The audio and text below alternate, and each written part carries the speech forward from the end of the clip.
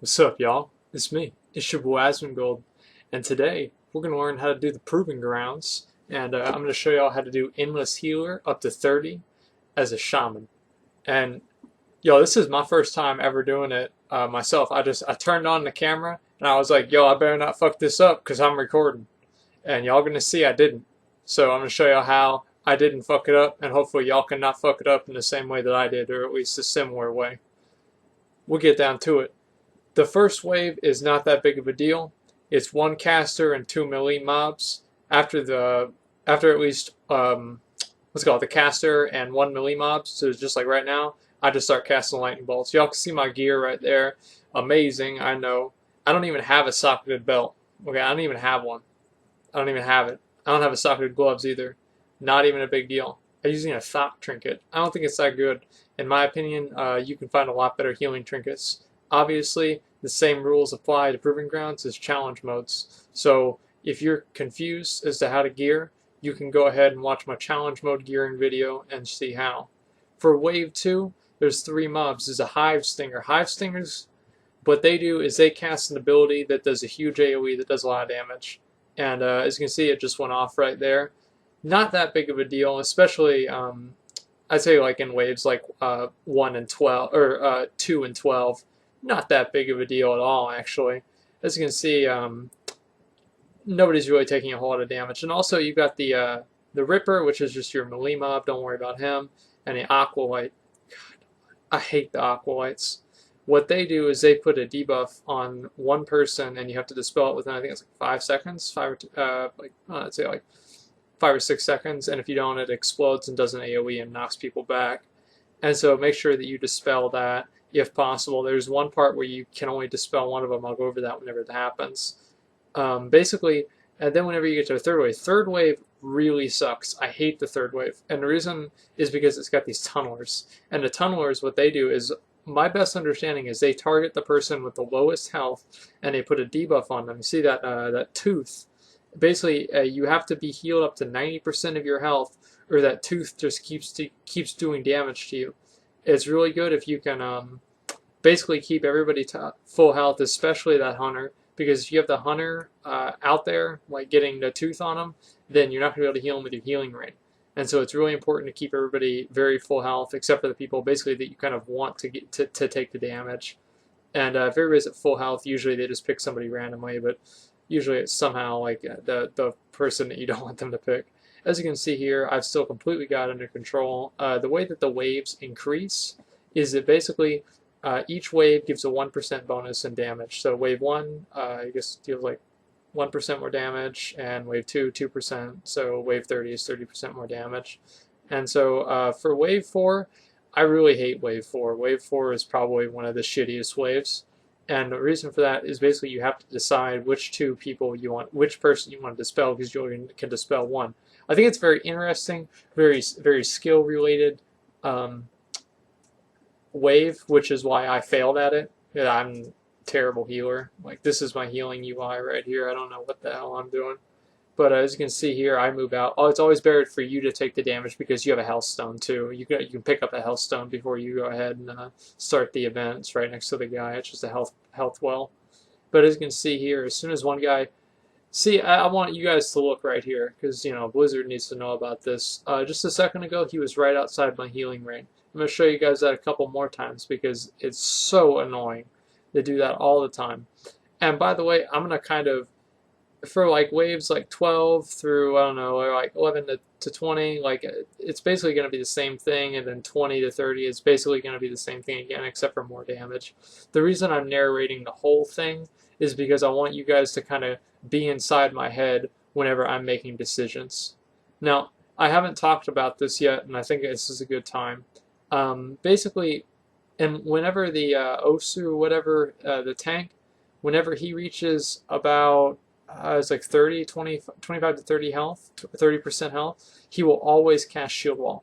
Okay, you do not want him to cast Shield Wall unless the Conqueror is up, because as soon as the Conqueror enrages, he casts Shield Wall every single time in response to the enrage, regardless of his health. But if somebody pushes him below 20% health before the Conqueror enrages, he won't have Shield Wall up because it has an internal cooldown that that's programmed into him. and so you need to make sure that you're aware of that. Make sure that you never let Osu's shield wall pop unless it's a Conqueror, or you absolutely need it, because the enraged Conquerors do a lot of damage, and it's very hard for you to keep them up without shield wall. Right here, as you can see, I popped Ascendance to just kind of keep control over the situation. You're going to find yourself needing to use like your raid cooldowns pretty regularly, especially in the higher waves. Up until like about wave 20, it's not really that big of a deal though. As you can see here, I interrupted that flame caller so he would come inside the stack, and the reason for that is basically so they don't have to chase over to him whenever the other two guys die, and that will bring them outside of my healing range, which is not what I want. So you also want to make sure that you have some sort of interrupt ready to be able to interrupt, or you have your wind shear ready, and if you're another class, you have some sort of other interrupt ready. Wave 7 is 2 Conquerors and a Hive Stinger. Again, you need to always be making sure that you're able to pretty much completely control that Hive Stinger or negate its damage. Like right now, almost everything is inside the healing range, so it's not a big deal. And as you can see, Osu popped shield wall because I didn't let it pop. And I mean, like right now, things are going super smooth. Not a big deal at all. Wave 7 is like one of the easier waves. You want to use Wave 7 in order to kind of get your mana up. You want to make sure you have Telluric Currents, because that's going to allow you to regenerate your mana by casting Lightning Bolt. As you can see, I'm doing that now. Make sure that I use Conductivity. A lot of other people use Rushing Streams. I prefer Conductivity because I'm lazy and I suck. So make your own decision. But I think Conductivity is better because also I'm able to be casting Lightning Bolts while the healing rain is still up. Wave 8 can be very hard, and it can also be very easy. What makes Wave 8 hard sometimes is that they will, like Sunni over there is just getting his ass shit on. I don't even know why. Apparently, like the Flamecallers like started attacking him for whatever reason, and so you need to make sure that you're always healing him. But the incoming tank damage in Wave 8 is very low, very, very low. It's not that difficult at all. One thing with Shamans especially that you need to make sure that you're very efficient with placing your healing rains, even though they'll just run out of it. They don't even give a fuck. But you want to make sure that you at least try to place your healing rains in a way that they might not run out of it, or at least they've got to run pretty far to get out of it. And as soon as you can kind of feel that like the wave is pretty much over, and you're not going to be able to need to cast any more healing, automatically start lightning bolting, just so you can just keep your mana up as high as possible, just for whatever weird thing that could happen that you have absolutely no idea that it would happen. Right here, things are getting a little difficult. I'm not too worried about it because it's only wave 9. Wave 9 is a pretty difficult wave because of the Hive Stinger combined with the Burrower, because the Hive Stinger is going to take them low, and then the Burrower is going to put the Tooth on them, and it's going to be all kinds of fucked up. But again, it's not that big of a deal. Like you have, like as a shaman, you have Ascendance, you have Healing Tide Totem. Like you're going to be just fine as long as you can keep it under control. And so that's the most important thing, is just kind of keeping things under control, because once things get out of control, then you have to burn through mana. Like you have all your gear scaled down, and so you don't have like your amazing like mana regen where you can just like pump out like whatever kind of heal you want and stay at 100%. You can't do that in Proving Grounds, and so you have to kind of keep things, like stop problems before they happen.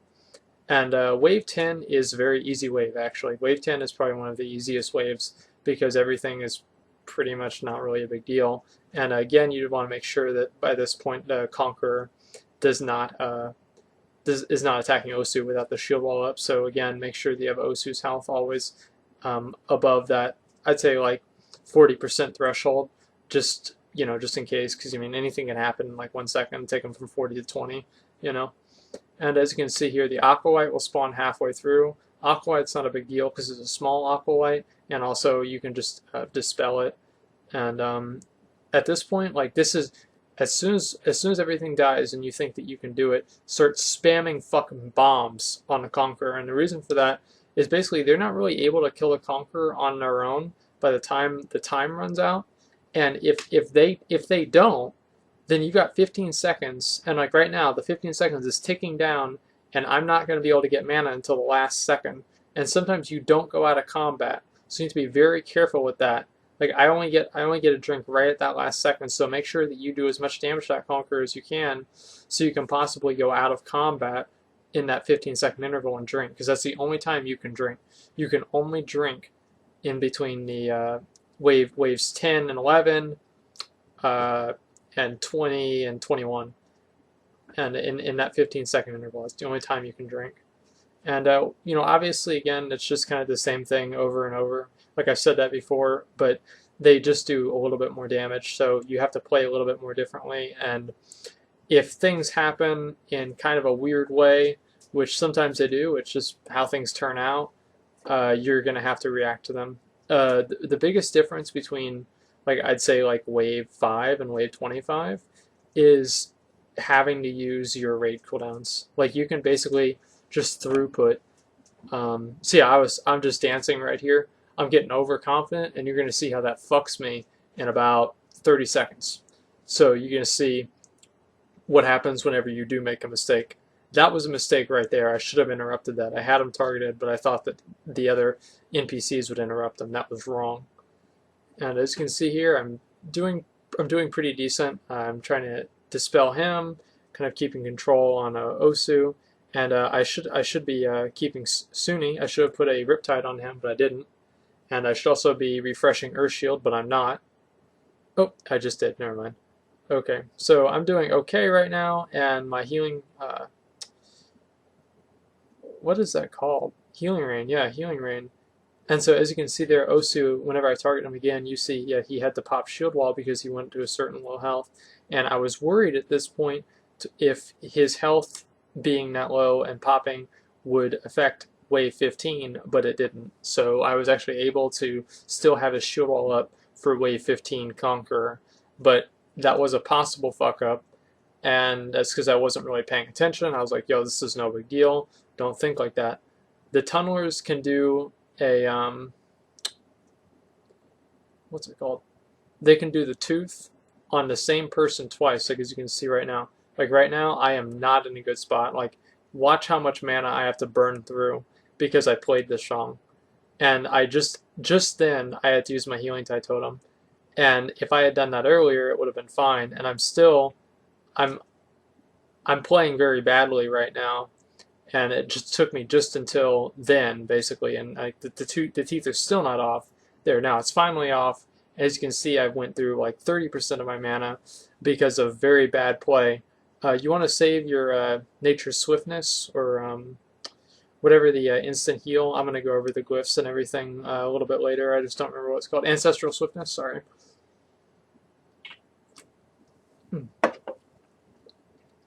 You want a Weapon Imbue that Ancestral Swiftness a target that has two of the teeth on them from the tunnelers. That's how I handle the tunnelers whenever I think that I'll need to, and I'll show you guys that in a little bit. I think I'll do it somewhere along the line.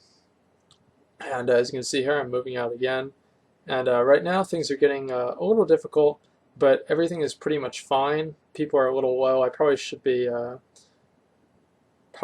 be refreshing Earthshield, but I'm not. That's just, very, good play here. As you can see, I'm not an amazing shaman. You can do this as long as you're kind of on top of your game and just paying attention. Which, obviously, I'm not paying attention to Earthshield.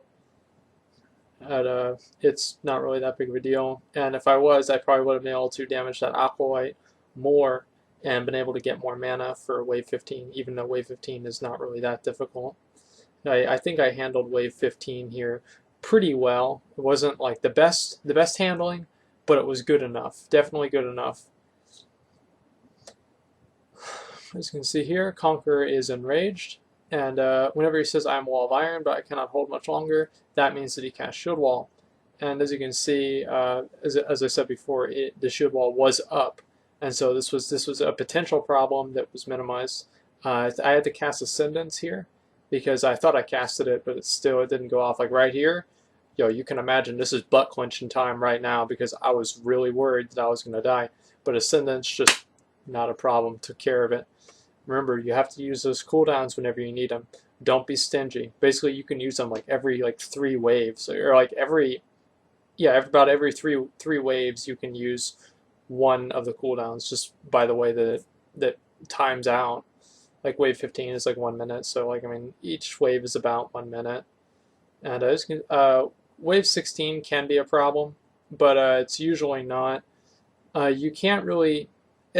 Whenever you do the tanking proving grounds, you have to make sure that you get them in a fire, but that the flame callers put down. But you can't really control that in proving grounds, so there's no real reason to interrupt or not interrupt it.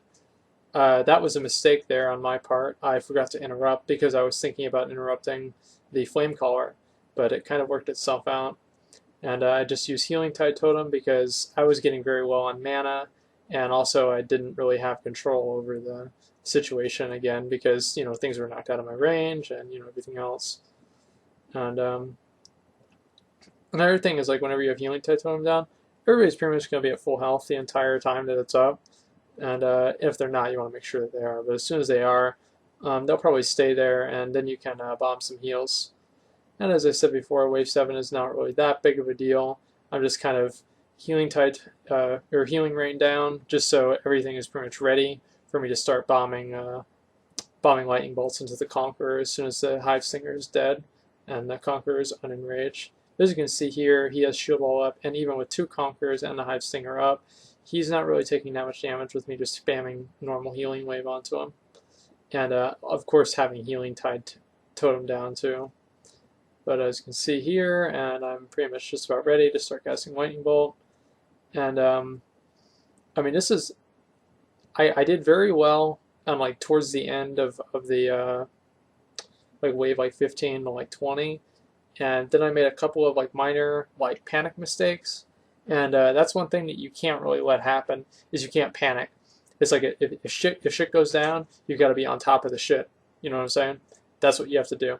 Like, I mean, it might sound dumb, but that's all there is to it. You can't let things like upset you or freak you out. Like right now, I'm upset because I'm in a fire. Like I don't know what I'm doing, and that's gonna happen. Especially if you're not really very used to like healing under pressure like this, you're gonna have some problems, and it's gonna be very difficult. Like Sunni's like very low, and I know they're gonna attack him again. Like I'm kind of upset. Like both my raid cooldowns are on cooldown. Not looking that good for me, but I managed to play very well and kind of keep control of the situation again. But it's all about kind of keeping everybody at full health, and that's probably the most important thing. And using Mana Tide Totem.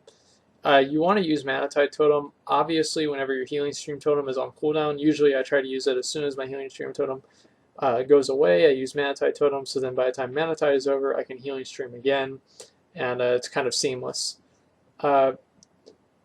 This caused me a little bit of trouble since Sunni was very low. If I remember correctly, I think I used the Imbue. Big heal on him there. As you can see, it was over 300k. So that almost healed him to full. In terms of gearing, I went Spirit Crit just because that's just what I like to do. I just hit all the buttons and just, whatever. But I did have a lot of Mastery on my gear because this is actually supposed to be a challenge mode gear for Elemental. So Mastery is my best stat. So I did have a lot of Mastery on it already, which is very good for whenever people are low health. But as I said before, you don't want them to be low health to begin with. Right now, I'm at pretty low mana. My Mana Tide's on cooldown, but I know that this is wave 19, and I know that wave 20 is going to be easy. So while things might seem a little dire, they're actually not. It's not that big of a deal. But I think things do get a little bit problematic, but not too problematic because I know that I am able to drink in between 20 and 21, so that did kind of solve a lot of my mana problems. They cast Heroism on their own on wave 10. You can obviously like cast Heroism whenever you want, and I think it'll go on them. I've never tried this before on different waves, but I find that doing it on wave 20 is the best anyway because that'll allow them to kill the Conqueror fast enough to where then you can start drinking. As you can see, I put my healing rain in a position where it would heal all 5 members of the group. This is very rare for that to happen. I also didn't dispel Sunni, I don't think, because what's the point? Because he's too far away to damage anyone, and the healing rain is going to heal him up to full. So again, that's conserving mana and basically like being completely on top of it and knowing exactly how things are supposed to happen. And like right now, I've got my my bag open. I'm just like spam clicking on my, what's that called? Kobo? Coca-Cola? Coca-Cola? And I'm just drinking now. And as you can see, I'm going to be full mana whenever wave 21 comes up. Right now I was starting to get the jitters because I was totally fucking excited because I thought I might actually kill this thing. Like, you don't know how many times I've tried this before, but I didn't try it with my new challenge mode gear, and that really did help me make the jump. And also, I've been playing my shaman a lot, and so I'm kind of very familiar, and I've gotten a lot of things down to muscle memory to where if something happens, I can react to it without thinking, which is very important.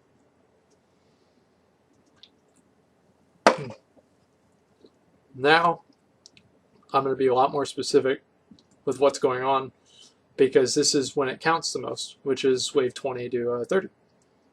As you can see now, I'm trying to keep my mana at full while I have my healing rain down, healing Osu, and so everybody's at full health. Everything's going fine. I'm pretty happy, but as I said before, things can go bad very quickly, and so I'll show you guys. I think things almost go bad once or twice. We'll see. So as you can see here right now, I'm just getting heals on Osu because I know the what's his name? The Burrower is going to come out soon, and he's probably going to go on Sunni. I don't quite remember just because Sunni is very low health. And as you can see here, everybody's getting very low. I'm a little worried right now. I don't really want to use my cooldown, but as you can see, Sunni just got to like 10% health, so I had to. Because if I didn't, then the Hive Stinger would have done that right there and fucking killed him. And that would have been a very bad video because I would have failed the achievement that I'm showing you guys how to do. Not going to look too good on me. As you can see here, I'm just pretty much dispelling. I've gotten everything under control again, and the reason I was able to get that under control is because I used Healing Tide Totem. If I didn't use Healing Tide Totem there, I would have wiped. It would have been fucking for sure. I could have also used Ascendance. Ascendance is about as good. I prefer using Healing Tide Totem because it doesn't require you to cast. Right now, I'm a little worried because I've got the Burrowers up, and these are the strongest Burrowers I'm gonna have to deal with because it's in wave 23, and Sunni is. I'm not able to top him off because they like put another bleed on him like right as his went away. Very annoying, and now they ran over there, and so they're not in the healing rain. Like at this point, I'm very mad. At this point, I am very mad. They will do this all the time, especially the tunnelers, because they go somewhere else and then the tank chases them, and then they run out of the healing rain. And so you kind of base like a lot of your healing, especially if you're built into conductivity the same way that I am. You base a lot of your healing out of healing rain, and I had the mana tide there just because I knew that I might need it up in the future on like wave like 28 or so, which I actually did, and it was a very good thing that I did mana tide there, and that allowed me to kind of get the enough mana that I would be able to kind of stay alive from like now to then. And as you can see, I'm waiting for the second debuff to go out. I knew it was on myself, and so I just moved out of the raid and used the Healthstone and moved back in. Everything's going fine. Everything's going very fine. As you can see here, I'm always displaying a tank. I moved away from the mage there, so he didn't knock me back. And unfortunately, this was really shitty that he knocked the tank right out of range of the healing rain. And so now I'm kind of at a quandary whether I should put down another healing rain or not. It's 20 seconds left. I think I do end up putting down a healing rain just because I knew I'd be able to make the mana back up by casting lightning bolt and enough times, the amount of times that it would take for the wave to end. And Osu got really low there and he popped shield wall. This was very bad for me. Like at this point, I was like, I don't know if I'm gonna do this, because that just happened right before the Conqueror came out. So you know for a fact that he's not going to have it up. And so I was pretty much ready to do whatever it would take. And as you can see here, I had my finger already on Ascendance because I knew that some serious shit was going to go down. But because of the amount of Ascendance healing Osu received, I was able to just pretty much barely make it out of this, and without having anyone else die. And I'm just kind of getting up Suni because I'm pretty sure Tunneler hit him. And I was pretty much expecting that because he was very low health. And just getting ready to Ancestral Swiftness him, heal him up to full. It didn't quite do the job. This is not looking very good for me. But I was able to pretty much just barely got over the 90% threshold. And trying to get Osu back healed up for wave 26. Didn't quite make it. Things are looking increasingly bad for me right now. Things are looking increasingly bad, but one thing that I am still glad about is I do still have my Healing Tide Totem. And so if shit really hits the fan, I can Healing Tide Totem. And that's very important. And as I said, like, you want to always have that ace in the hole, per se. I don't really use a lot of my, as you can see, there's Healing Tide Totem. And it pretty much trivialized this wave to a point to where I thought it was not even a big deal, and I was able to, just a minute here, probably start casting some lightning bolts and getting my mana back up because I'm going to need it. And as you can see here, also I've got my Mana Tide just came back off cooldown. As I said earlier, that was very important that I had used it earlier also, or I would probably be completely out of mana now and not be able to recast that Healing Rain and start doing lightning bolts again. And it's just like it's a cascading thing, so you always want to be using your Mana Tide on cooldown if you need it, but only if you know that you won't be able to top yourself off of mana before it comes off cooldown without using it, if that makes sense. At this point, I was not really that worried. I knew that if I could make it through this wave, I would probably be fine, and make it through this wave with getting some extra mana, because the Osu did shield wall again. Sorry, I've been talking for 27 minutes straight. Osu did get the shield wall off, and so that basically trivialized this part, and I just automatically started casting lightning bolts, getting as much mana as I can just for that final push to 28 to 30. And really just 28 and 29, because as I said, 30 is very trivial. Not a big deal at all. As you can see, I was able to get, I don't know, about 20% of my mana back, which is almost just about as much as I needed. And I interrupted the farthest away Flamecaller to get them all in a pile to where they were able to be interrupted and just kind of controlled. And also, whenever Osu went to them, he would not run out of the Healing Rain. As you can see, Suni just got really low, really fast, and that could have been really bad. And that's why I spam healed him right there. And if I didn't, he would have died. As you can see, that Flamecaller did cast a third fireball onto him, and you cannot interrupt everything. Grounding Totem, you say? I don't have that on my bar. You probably should put it on there, though. Just saying. It's not that big of a deal. You can heal through it, but you can also Grounding Totem through it. I would probably just heal through it, but Grounding Totem is also probably a pretty smart thing to do. As you can see, I'm not a expert shaman. As you can see right there, I just like to point out that they just ran right out of the Healing Rain, which is totally cool, because I could put it back up. At this point, I knew that everything was fine because I survived wave 28 and nobody died. Well, if anybody dies, you instantly fail, by the way, so it's like obviously nobody died. That scared me. That scared me right there, because he got really, really low, and then he got really, really low again. I was looking to see what cooldowns do I have here. I was just, because, I mean, basically anything at this point. And as you can see, Ascendance just topped everybody off, no fucking problem. And as soon as I got everything back under control, I was able to cast Healing Rain and basically keep everything there. And things were pretty much fine at this point. Suni, I didn't really need to top him off as much as I did. The reason is because the Burrower was dead. Because usually they kill the Burrower first, which is very good. The Burrower should be the first thing to die. The Hive Stinger is not as much of a big deal as he is for other classes, because as I said before, you can Healing Tide, and it basically negates anything that he does to the other people, because it's just going to heal them up over time, as well as your Healing Stream Totem. I meant Healing Rain, by the way. And as you can see, wave 30, I just knew everything was going to be fine here. Like, this was it, the victory lap. And I was just getting ready, put down Healing Rain. As you can see here, I also still have Healing Tide Totem up. And so basically anything bad that could happen isn't going to happen because I had Healing Time Totem up. And he had his shield wall up for the Conqueror, and Aqualight is up. Not that big of a deal. As you can see, he had to move outside of that healing ring because he had to make it just a little more difficult for me.